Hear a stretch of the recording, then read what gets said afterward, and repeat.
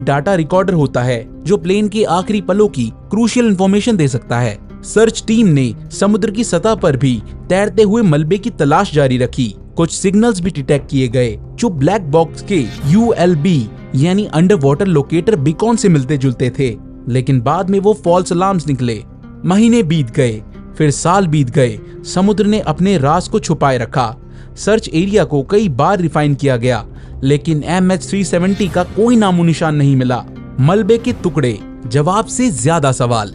जुलाई 2015 में प्लेन के गायब होने के लगभग 16 महीने बाद एक अहम ब्रेक थ्रू हुआ। इंडियन ओशन में अफ्रीका के कोस्ट के पास एक फ्रेंच आइलैंड है जिसका नाम है रीयूनियन आइलैंड। वहाँ बीच पर समुद्र की लहरों के साथ बहता हुआ एक प्लेन का हिस्सा मिला। ये एक फ्लैप्रॉन था, प्लेन के विंग का एक मूविंग पार्ट। एक्सपर्ट्स ने इसकी जांच की और ये कंफर्म किया कि ये MH370 के बोइंग 777 का हिस्सा था। ये पहला सॉलिड फिजिकल एविडेंस था कि प्लेन क्रैश होकर समुद्र में ही गिरा था। रीयूनियन आइलैंड उस southern Indian ocean search area से हजारों किलोमीटर दूर था, लेकिन ओशन करंट्स मलबे को इतनी दूर बहाकर ले जा सकती हैं। इसके बाद अगले कुछ सालों में Mozambique, south Africa, Mauritius, Madagascar और तंजानिया की कोस्ट पर भी कुछ और सस्पेक्टेड डिब्री के टुकड़े मिले, जिनमें से कुछ को ऑलमोस्ट सर्टेनली या हाईली लाइकली MH370 का हिस्सा माना गया। लेकिन ये टुकड़े जवाब से ज्यादा सवाल खड़े कर गए।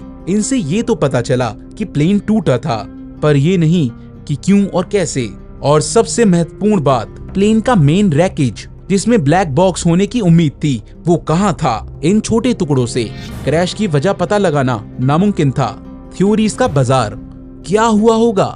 जब कोई सॉलिड सबूत नहीं मिलता तो थ्योरीज और स्पेकुलेशन का बाजार गर्म होने लगता है। MH370 के केस में भी यही हुआ। कई तरह की थ्योरी सामने आई। Number 1, mechanical failure. एक थ्योरी ये है कि प्लेन में कोई कैटास्ट्रोफिक मैकेनिकल फेलियर हुई होगी, जैसे आग लगना या इलेक्ट्रिकल सिस्टम का फेल हो जाना। हो सकता है इसी वजह से कम्युनिकेशन सिस्टम बंद हो गए और पायलट्स ने प्लेन को किसी भी नजदीकी एयरपोर्ट की तरफ मोड़ने की कोशिश की हो, लेकिन इससे पहले कि वो पहुंच पाते वो बेहोश हो गए, या प्लेन अनकंट्रोलेबल हो गया और ऑटो पायलट पर उड़ता रहा जब तक फ्यूल खत्म नहीं हो गया। लेकिन इस थ्योरी में ये समझना बहुत ही मुश्किल है कि ट्रांसपॉन्डर कैसे बंद हुआ और प्लेन ने इतना प्रिसाइज टर्न कैसे लिया। आमतौर पर फेलियर के बाद पायलट डिस्ट्रेस कॉल देने की कोशिश करते हैं।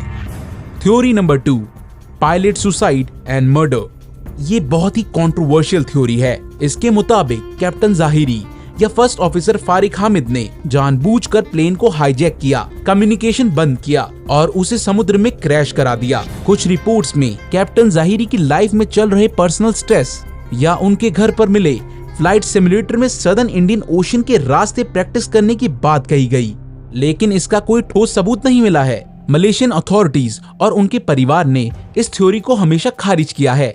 ये भी सवाल उठता है कि अगर ऐसा था तो उन्होंने इतने घंटों तक प्लेन क्यों उड़ाया? वो प्लेन क्रैश उससे पहले भी कर सकते थे। Theory number 3, hijacking. एक और पॉसिबिलिटी है कि प्लेन को हाईजैक किया गया हो सकता है हाईजैकर कॉकपिट में घुस गए हों और पायलट को प्लेन क्रैश करने पर मजबूर किया हो या मार दिया हो। फिर उन्होंने ट्रांसपॉन्डर बंद कर दिया और प्लेन को किसी अनजान मकसद से उड़ाया, लेकिन किसी भी टेररिस्ट ग्रुप ने इसकी जिम्मेदारी नहीं ली। प्लेन में 2 ईरानियन यात्रियों के फेक पासपोर्ट से ट्रेवल करने की बात भी सामने आई थी, लेकिन इन्वेस्टिगेशन में उनका कोई टेरर ग्रुप से लिंक नहीं मिला। अगर हाईजैक हुआ था तो मोटिव क्या था और वो प्लेन को कहां ले जाना चाहते थे? Theory number 4, remote hijacking. एक और एडवांस थ्योरी ये है कि प्लेन को रिमोटली हैक करके कंट्रोल किया गया हो, लेकिन एक्सपर्ट्स मानते हैं कि बोइंग 777 जैसे प्लेन के फ्लाइट कंट्रोल सिस्टम को रिमोटली हाईजैक करना उस वक्त की टेक्नोलॉजी से लगभग नामुमकिन था। Theory number 5, accidental shoot down. कुछ कॉन्स्पिरेसी थ्योरीज ये भी कहती हैं कि प्लेन को गलती से किसी मिलिट्री एक्सरसाइज के दौरान मार गिराया गया हो और फिर इस बात को छुपाने की कोशिश की गई हो, लेकिन इसका भी कोई सबूत नहीं है और इतने बड़े स्केल पर कवर अप करना बहुत मुश्किल होता। हर थ्योरी के अपने सपोर्टर्स और क्रिटिक्स हैं, लेकिन बिना मेन रैकेज और ब्लैक बॉक्स के सच्चाई का पता लगाना मुश्किल है। Official investigation and it's results. Malaysia ने एक ऑफिशियल इन्वेस्टिगेशन टीम बनाई जिसमें इंटरनेशनल एक्सपर्ट्स भी शामिल थे। उन्होंने सालों तक डाटा एनालाइज किया पॉसिबल सिनेरियोस पर गौर किया। जुलाई 2018 में उन्होंने अपनी फाइनल रिपोर्ट पेश की। रिपोर्ट ने प्लेन के अचानक मुड़ने और कम्युनिकेशन बंद होने को कंफर्म किया और कहा कि ये एक्शंस मैनुअल इनपुट्स के कारण हुए लगते हैं, ना कि ऑटो पायलट के, यानी किसी ने जानबूझ के ये सब किया था। लेकिन रिपोर्ट ये निर्धारित नहीं कर पाई ऐसा किसने किया और क्यों।